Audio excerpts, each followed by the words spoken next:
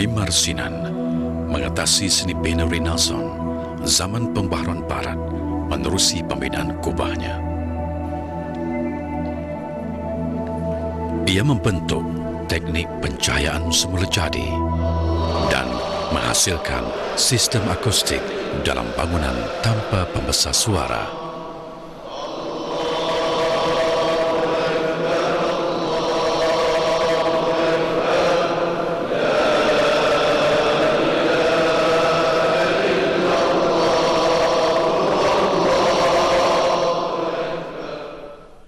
Binaannya melambangkan kebesaran Tuhan.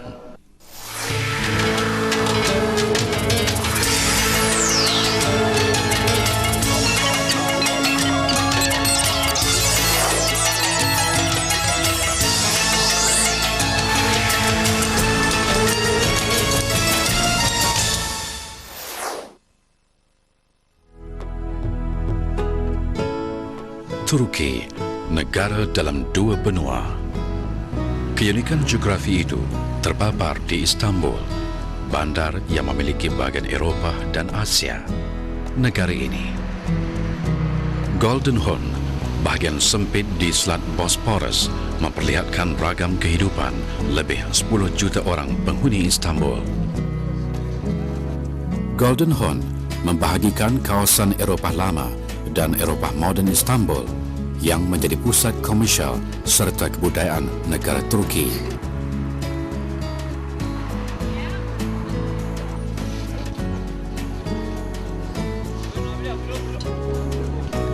Kehidupan harian ketika musim sejuknya tidak jauh berbeza dengan aktiviti ketika musim panas, khususnya bagi peniaga ikan bakar di atas bot ini. Ia sebahagian daripada keunikan penghuninya yang mewarnai kehidupan di Istanbul ketika waktu siang dan malam. Suasana ini mencuri perhatian pengunjung luar untuk merasai keunikan bandar di dalam negara dengan dua benua. Namun Istanbul telah lama menjadi perhatian pakar-pakar seni bina dunia semenjak bandar ini dibuka oleh Muhammad Al-Fatih, pemerintah kerajaan Utsmania pada kurun ke-15.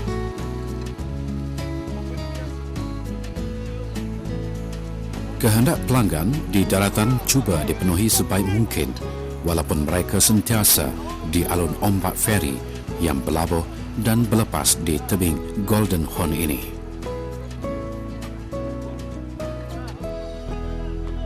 Keunikan geografi, ragam kehidupan dan kegigihan peniaga ikan di atas bot sememangnya menarik perhatian, tetapi ia sekadar latar belakang wajah Istanbul. Latar utama yang mendepani pemandangan pengunjung kota ini ialah tinggalan binaan kerajaan Utsmania di sebelah Eropah maupun di bahagian Asianya.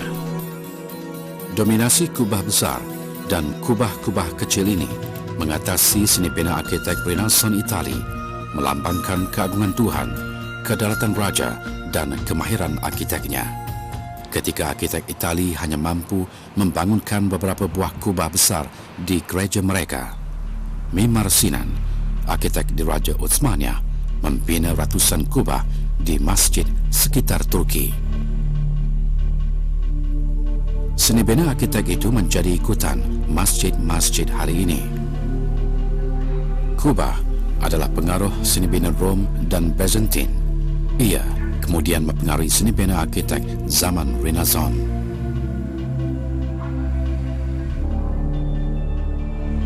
Sinan membawa pengaruh itu kepada masjidnya dengan perspektif dan fungsi yang berbeza.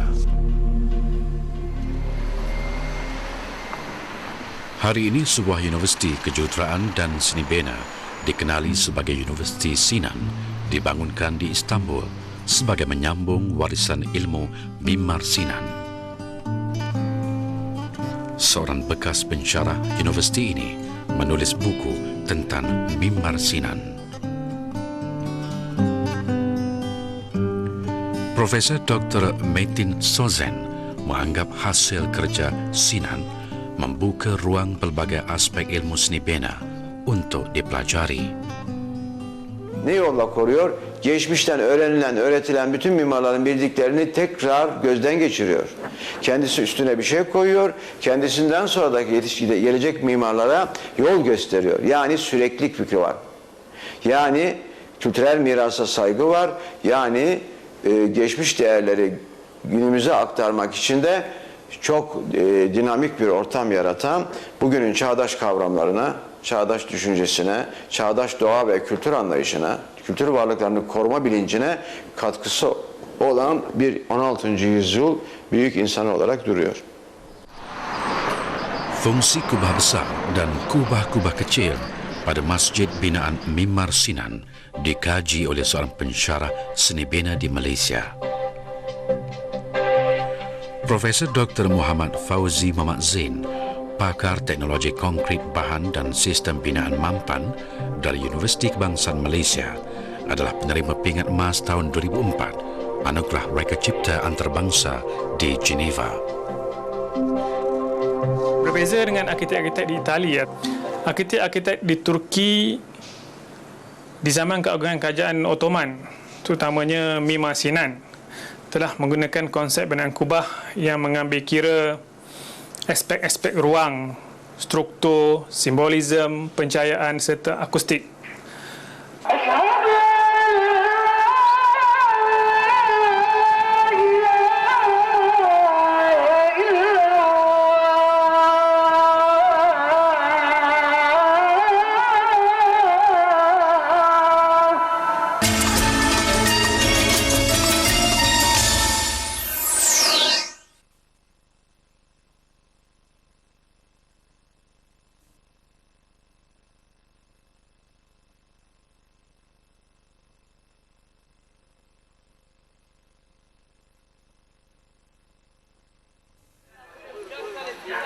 Suasana pagi raya di Masjid Sulamani hari ini pastinya berbeza dengan zaman Mimar Sinan.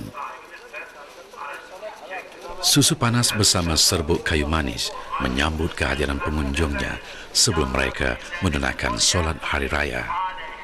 Sulamani, Sulaiman dan Sinan, tiga nama gemilang di zaman Utsmaniyah. Sulamani adalah kompleks masjid sempena nama Sultan Sulaiman. Sultan Utsmaniyah ke-10 yang mengarahkan arkitek Sinan membina masjid ini. Penyajak Turki kurun ke-20, Yahya Kamal Beyati, menyebut tentang Sinan dalam sajaknya. Masjid Sulamaniye di pagi raya. Pintu rohani ke langit terbuka di sini. Semoga roh tentera Islam dirahmati, termasuklah pembina rumah suci ini. Masjid ini contoh teknik akustik dalam bangunan yang dikembangkan oleh Sinan. Ia siap dibina lebih 300 tahun sebelum alat pembesar suara pertama dicipta. Namun jemaah masjid dapat mendengar apa yang disampaikan oleh penceramah atau imam ketika itu. Di sinilah fungsi kubah-kubah yang dibangunkan oleh Sinan. Kubah-kubah binaan Sinan berfungsi sebagai penyalun, resonator. Kalau dalam bahasa kita panggil resonator. Di mana kubah besar berperanan menyerap pantulan gelombang rendah, manakala kubah-kubah kecil bertindak menyerap pantulan gelombang tinggi. Kubah besar di masjid ini terletak pada ketinggian 48 meter, lebih 150 kaki di puncaknya. Dengan ukur lilit selebar 26 meter atau lebih 80 kaki. Ia berfungsi sebagai penyalun suara. Pantulan suara yang rendah akan terserap ke bahagian kubah besar. Ia kemudian dipantulkan semula ke ruang masjid. Sementara 27 buah kubah kecilnya berfungsi menyalun pantulan suara yang tinggi. Pantulan suara yang tinggi diserap oleh kubah kecil yang lebih rendah dari kubah besar. Seterusnya memantulkan kembali suara itu ke dalam ruang masjid. Selain itu, gabungan kubah besar dan kecil ini juga berperanan sebagai sistem untuk memfokuskan sesuatu gelombang bunyi kepada arah tertentu serta menghindarkan dari berlakunya lead iko ataupun gema. Pantulan suara berlaku serentak dengan fungsi kubah-kubah tersebut menghasilkan kesan bunyi yang seimbang dan tidak bergema.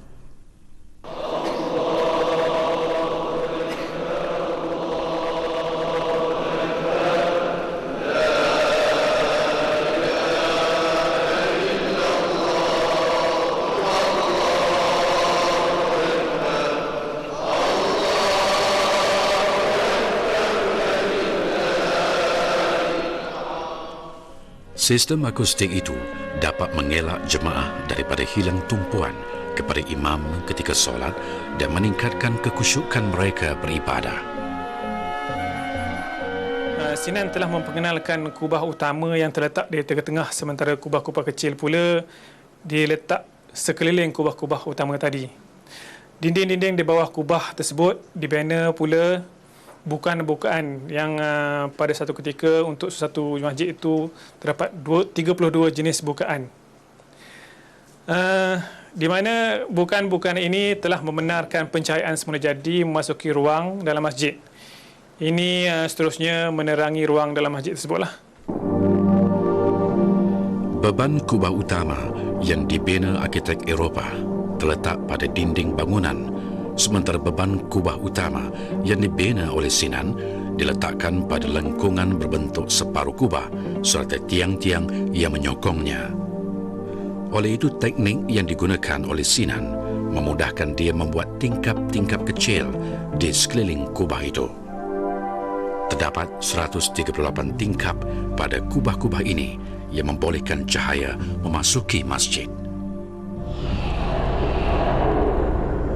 Cahaya dari semua arah pergerakan matahari memasuki tingkap-tingkap sekeliling kubah besar dan kubah kecil menerangi segenap ruang masjid.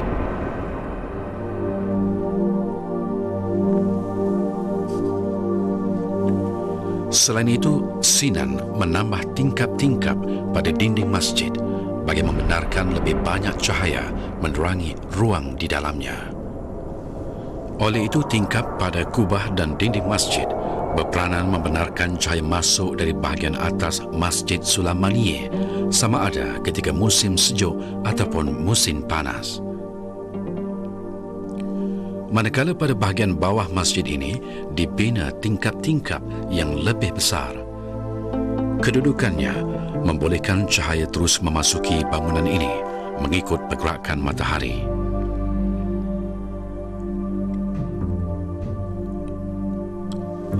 Sistem pencahayaan semula jadi Sinan pada kubah masjid ini turut memberi suasana selesa kepada jemaah menerusi kepelbagai warna kaca pada tingkapnya ketika itu. Bütün gün boyunca ister yaz olsun ister kış olsun ışığın olanakları el verdiği kadar doğal ışığın içeri alındığı, içeriye yansıdığı, İçeriye yansırken biraz da mistik bir havaya bürünüldüğü, çünkü çeşitli şekilde onu da bir sisteme bağlamış. Dümdüz bir pencere sırasından çok alternatifli pencere denemeleriyle doğal ışığın içeriye girmesini sağlamıştır. Sinan bukan sekadar membina, malah memikirkan sistem bagi keselesaan pengunjung Masjid Sulaimaniye melakukan ibadah mereka.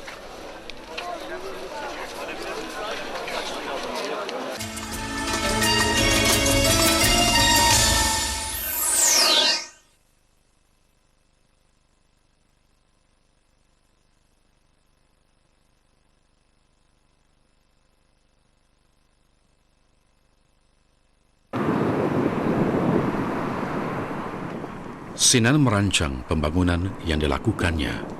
Dia menjadikan masjid sebagai pusat utama kepada rangkaian binaan-binaan lain. Contohnya, pembinaan Masjid Sulaimaniye sendiri. Masjid ini bukan binaan tunggal, sebaliknya Sinan membangunkan sebuah kompleks, iaitu kombinasi beberapa bangunan dengan fungsi yang berbeza, tetapi berhubung dengan struktur meganya yang utama, iaitu masjid. Ia adalah kaedah perancangan bandar dalam seni bina Islam yang dipertahankan oleh Sinan pada zamannya ketika era seni bina Renaissance berkembang pesat dengan struktur yang berbeza. Sinan menjadikan masjid pusat kegiatan sosial.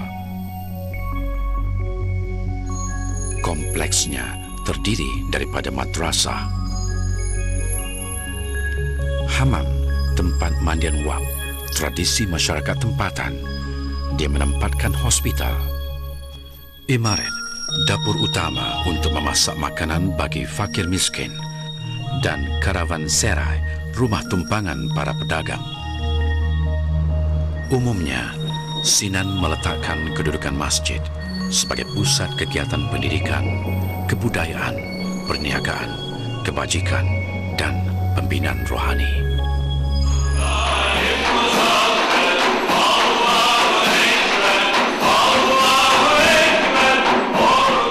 Kebolehan Sinan sebagai seorang arkitek menyerlah apabila dia terpilih menganggotai Janissary, iaitu pasukan tentera elit kerajaan Osmania. Sinan telah menunjukkan bakatnya sebagai seorang arkitek dan jurutera ketika dalam pasukan itu.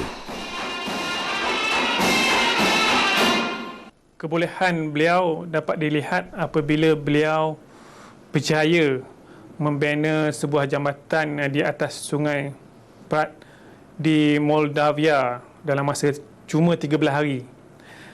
Bila ketua arkitek pada masa itu yang bernama Asim Isa meninggal dunia dalam tahun 1529, Mimar Sinan telah pun dilantik untuk menggantikan arkitek tersebut. Sejak itu, Sinan mula membangunkan pelbagai binaan prasarana seperti jambatan di Buyuk Cekmeji merentasi Teluk Perambiran Laut Marmara. Jambatan sepanjang 636 meter atau lebih 2,000 kaki ini adalah laluan perdagangan darat yang menghubungkan Istanbul dengan negara-negara di Eropah. Terdapat 28 buah lengkungan yang berfungsi sebagai penahan beban di sepanjang jambatan ini. Ia dibahagikan kepada 4 bahagian dengan kelebaran lebih 7 meter atau lebih daripada 22 kaki. Sinan mengambil masa setahun untuk menyiapkan jambatan ini setelah mendapat arahan daripada Sultan Sulaiman.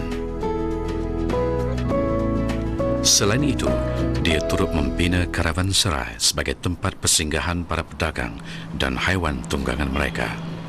Sinan membangunkan 48 buah karavanserai sepanjang berkhidmat sebagai ketua arkitek.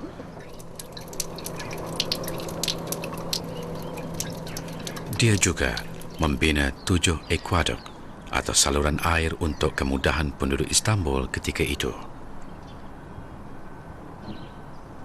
Malah, sentuhan seni bina Sinan turut dicurahkan ke dalam istana Tokapi sendiri. Setiap binaannya mempunyai makna dan fungsi. Dia tidak membina hanya untuk menyedapkan pandangan mata semata-mata. Contohnya, ruangan terbuka ini. Sinan membuat lekukan di bahagian lantainya. Ia bertujuan mengelakkan air hujan bertakung. Sebaliknya, dia mengalirkan air hujan tersebut ke sebuah takungan lain di bahagian bawah istana. Takungan ini berfungsi sebagai kolam rekreasi bagi anak-anak sultan ketika itu bermain perahu kecil. Di sebelahnya pula dibangunkan kolam mandi yang boleh diguna ketika musim sejuk dan panas. Dalam tempoh hampir 50 tahun berkhidmat, Sinan telah mendirikan lebih 360 buah struktur binaan, sama ada seni bina bersifat kerohanian, prasarana awam dan ketenteraan. Dia diangkat sebagai arkitek diraja, namun Sinan tetap dengan kehidupan biasanya, malah sentiasa merendah diri. Dia menggunakan gelaran Al-Hakirul Fakir, bermaksud Sinan si hamba yang miskin. Dia meninggal dunia pada usia 98 tahun dan dimakamkan di pekuburan biasa sesuai dengan jiwanya yang merendah diri. Makamnya terletak di persimpangan jalan berhampiran kompleks Masjid Sulaimani. Sinan membina bukan untuk nama, sebaliknya bagi mendekatkan diri dengan Tuhan. setiap hasil kerjanya menjadi penghubung antara dia dengan penciptanya. Sebagaimana kata-kata terakhir Sinan, aku berharap generasi akan datang yang melihat hasil kerjaku akan mengetahui kesungguhanku dan akan sentiasa mengingatiku dalam doa mereka.